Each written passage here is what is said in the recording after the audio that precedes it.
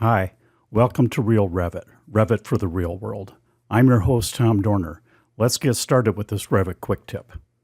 This Revit quick tip is going to focus on using the spacebar in conjunction with Revit commands to perform rotation and flips.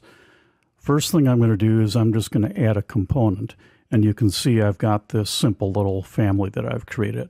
Before I click the left mouse button, if I hit the spacebar, you can see it rotating around the 4 cardinal points of the compass. It's also rotating around the insertion point of that object. So I'm just going to place one of those. If I want it to rotate in reference to another object, I can come over to an object and just position my mouse cursor above that object. But before I click the left mouse button, use the space bar, and now it's rotating around the 4 compass points, but in a rotated fashion, and I can place one of those. If I select an object that's already been placed and then hit the space bar, it'll rotate that object just like it did originally as well. If I place another object, such as a door, into the wall, and before I place it by using the left mouse button, I can also hit the space bar, and it'll flip left and right depending upon where my cursor is placed. If I'm toward the inside of the wall and do that, it'll flip left and right again. Once an object has already been placed that's a door, I can then hit the space bar, and it'll flip that object around the 4 possible orientations in, out, left, and right.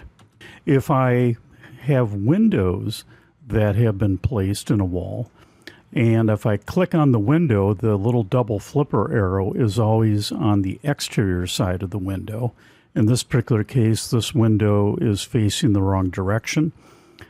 I could click on the little flipper arrow to flip that back, but I can also just use the space bar to perform that task as well. If I select multiple objects and hit the space bar, it's going to perform that same flip function.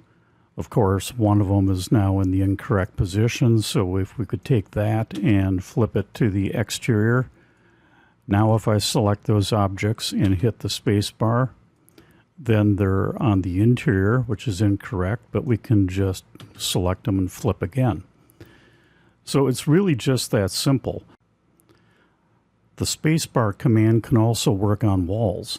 So if I check on a wall here, click on that wall, you can see that the little blue double flipper arrow is on the interior of the building, and it should actually be on the exterior. Again, I could use my mouse and click that, but I can also just hit the space bar.